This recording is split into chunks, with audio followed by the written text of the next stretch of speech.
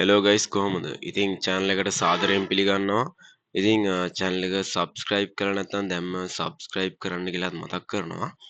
ඉතින් ගොඩ දෙනෙක් ඉල්ලලා තිබ්බා Hero Extreme 125 R එකේ වීඩියෝ එකක් අරන් එන්න කියලා. ඉතින් අපි අද කතා කරමු Hero Extreme 125 R එක ගැන.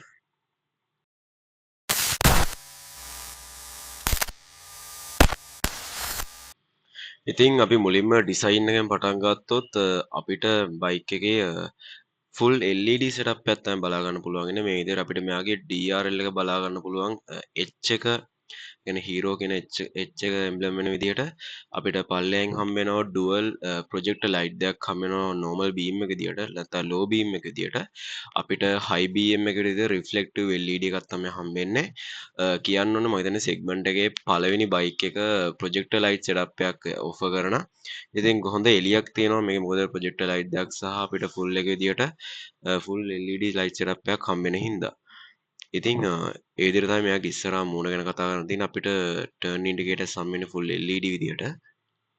ඉතින් අපිට මේ විදිහට මෙයාගේ ටර්න් ඉන්ඩිකේටර්ස් බලා ගන්න පුළුවන් බ්ලින්ක් වෙද්දි. මේ බයික් එකේ ඩිසයින් එක ගොඩක් Kawasaki C1000 එකේ ලුක් එකට මට හිතෙනවා ගොඩක් සමානයි කියලා. මොකද මෙයාගේ හෙඩ්ලයිට් එක සෙටප් එක තියෙන විදිහත් එක්ක අපිට මෙයාගේ ගොඩක් ක්වොලිටි ප්ලාස්ටික්ස් බලා ගන්න පුළුවන් මම හිතන්නේ. ඒක මම හිතන්නේ ගෙවන ප්‍රයිස් එකත් එක මම හිතන්නේ හොඳ දෙයක් කියලා. හොඳ ක්වොලිටි ප්ලාස්ටික්ස් හම්බෙන එක. අපිට මෙයාගේ 37 mm ෆ්‍රන්ට් සස්පෙන්ෂන් සෙටප් එකක් බලා ගන්න පුළුවන්. මම හිතන්නේ සෙග්මන්ට් එකේ ටිකක් thick suspension setup එකක් තියෙන එකම බයික් එක මේක. ඒ වගේම තමයි අපිට සෙග්මන්ට් ෆස්ට් විදියට අපිට මෙයාගේ සිංගල් channel ABS බලා ගන්න පුළුවන්. ඒකත් අපිට මෙයාගේ 276 mm පෙට්‍රල් ඩිස්ක් එකක් බලා ගන්නත් පුළුවන්. ඉස්සර අපිට 90යි 17 විදියට ටයර් සයිස් එක බලා ගන්න පුළුවන්. මම හිතන්නේ හොඳ බ්‍රේකින් සෙටප් එකක් කියලා කියන්න පුළුවන් 125 සෙග්මන්ට් එකේ බයික් එකක් විදියට. මෙයාගේ සයිඩ් ලුක් එක බැලුවාමත් ඔයාලට පේනවා ඇති ටැන්ක් ෂවුට්ස් එහෙම ටිකක් ලොකුවට හදලා තියෙන. ඒ කියන්නේ බයික් එක ටිකක් 160 බයික් එක ලුක් එක එන විදිහට ඩිසයින් කරලා තියෙනවා කියලා කියන්න පුළුවන්. අපිට Extreme 3D බැජ් එක බලා ගන්න පුළුවන්. සයිඩ් ටැන්ක් කවුලින්ග්ස් දෙක බලා ගන්න පුළුවන්. ලස්සනට මේ එක්ස්පෝස් වෙලා තියෙනවා එළියට.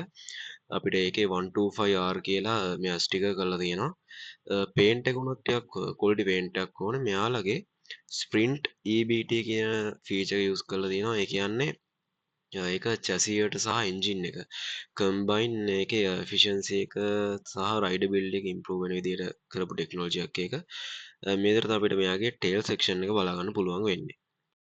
ඉතින් අපිට ඉස්සරහා වගේම LED turn indicators බලා ගන්න පුළුවන්. ඒ වගේම තමයි LED tail light එකක් බලා ගන්න පුළුවන් ලස්සන. මේකේ ටේල් සෙක්ෂන් එක නැත්නම් අපි කිව්වොත් නම්බර් ප්ලේට් සෙක්ෂන් එක ගොඩක් එක්ස්ටෙන්ඩ් කරපු විදිහට තමයි ඩිසයින් කරලා තින්නේ ටිකක් MT15 එකේ වගේ මට ඒක එකවර දැක්ක ගමන් මතක් වුණේ මේක අපිට හොඳ හයියර් ටේල් ටයිඩියක් බලා ගන්න පුළුවන් මම හිතන්නේ ඒක ඕන රිමූව් කරන්න පුළුවන් අපි මෙයාගේ බ්‍රේකින් සිස්ටම් එක පැත්තට ආවොත් පිටිපස්සේ අපිට 130 mm ඩ්‍රම් බ්‍රේක් සිස්ටම් එකක් තමයි බලා ගන්න පුළුවන් ඉන්නේ.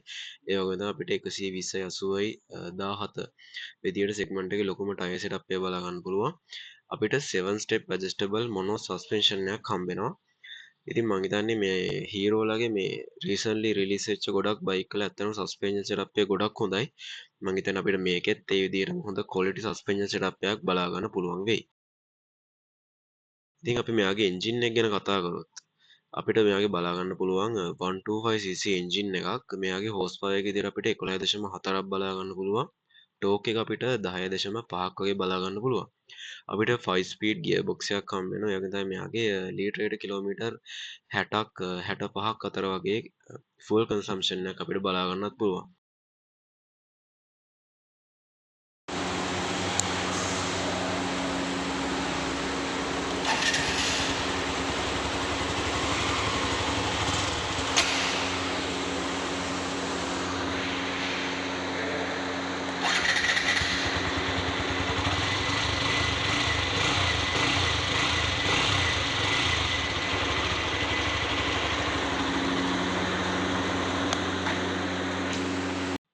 අපි මේ බයික් එකේ සීට් සෙටප් එක ගැන කතා කරොත් කියන්න ඕන හොඳ කුෂන් කරපු හොඳට පැඩින් කරපු සීට් සෙටප් එකක් අපිට හම්බ වෙනවා. මම හිතන්නේ හංක් 160 වගේම ඉතාලම හොඳ සීට් සෙටප් එකක් හම්බ වෙනවා. සීට් හයිට් එකත් අපිට 794 මිලිමීටර් වගේ බලා ගන්න පුළුවන්. මම හිතන්නේ ඇවරේජ් හොඳ සීට් හයිට් එකක් අපිට සාමාන්‍යයෙන් ඕනම උස කෙනෙක්ට ඇක්සසිබල් හයිට් එකක් කියලා කියන්න පුළුවන්. ඉතින් මේ විදිහට තමයි බයික් එක අපි ඉඳගත්තාම අපිට පේන විදිය ඔයාලට පේන්නේ නැති ගොඩක් වයිඩ් හැන්ඩල් බාරයක් හම්බ වෙනවා. ඒක තමයි ලස්සන අර ටැංක් එකේ එක්ස්ටර්නල් ෂවුට්ස් දෙකේම ලස්සනට පේනවා. අපි මෙයාගේ මීටර් ක්ලස්ටර් එක බැලුවොත් අපිට fully digital negative LED display setup එකක් තමයි අපිට හම්බෙන්නේ. අපිට ස්පීඩ් එක බලා ගන්න පුළුවන්, RPM එක බලා ගන්න පුළුවන්, අපේ කිලෝමීටර්ස් බලා ගන්න පුළුවන්, fuel gauge එක වගේම අපිට මෙයාගේ බලා ගන්න පුළුවන් ෆෝන් කනෙක්ටිවිටි නැත්නම් මොබයිල් කනෙක්ටිවිටි ෆීචර්ස් ටිකත් අපිට බලා ගන්න පුළුවන්. මේකේ turn by turn navigation හම්බෙන්නේ නැහැ. හැබැයි අපිට මොබයිල් කනෙක්ටිවිටි ෆීචර්ස් බලා ගන්න පුළුවන්. ඉතින් මීට කස් වෙන හොඳ සෙටප් එකක්. අපිට ඉන්ටිග්‍රේටඩ් එන්ජින් කිල් බටන් එකක් හම්බ වෙනවා. මම හිතන්නේ සෙග්මන්ට් එකේ පළවෙනි බයික් එකේ ඉන්ටිග්‍රේටඩ් එන්ජින් කිල් එක හම්බ වෙන. අපිට හසාර්ඩ් ලයිට් එක තියෙනවා, අපේ පාස් ලයිට් එක, ඊළඟට ටර්න් ඉන්ඩිකේටර්ස්, ඊළඟට අපිට හෝන් ස්විච්, සාමාන්‍යයෙන් රෙගියුලර් බටන්ස් ටික අපිට බලා ගන්න පුළුවන්. ඒ වගේම අපිට මෙයාගේ USB port එකක් බලා ගන්න පුළුවන්. හැන්ඩල් බාර් එක යටින් සෙටප් කරලා තියෙනවා. මේ බයික් එක අපිට ෆුවල් ටැංක් එක විදියට ලීටර් 10ක ටැංකියක් තමයි හම්බෙන්නේ. සෙග්මන්ට් එකේ ගොඩක් ලීටර් 10 තමයි මේ 125 සෙග්මන්ට් එක අපිට යූස් කරන්නේ. ඉතින් මේකේ අපි බැලුවොත් අපිට කලර්ස් විදියට කළු පාට, රතු පාට සහ නිල් පාට විදියට අපිට බලා ගන්න පුළුවන්. මේ තියෙන කළු පාට බයික් එක. මේ තියෙන රතු පාට එක. මෙතන නිල් පාට බයික් එකක් නම් බලා ගන්න හම්බුන්නේ නැහැ. ඕවරෝල් රතු පාට එක ලස්සනයි. හැබැයි මම හිතන්නේ කළු පාට එක තමයි ගොඩක්ම ලස්සන. ඉතින් මේ විදිහට තමයි එක්ස්ට්‍රීම් 125R කියන බයික් එක ගැන විස්තරේ විදිහට කියන්න තියෙන්නේ.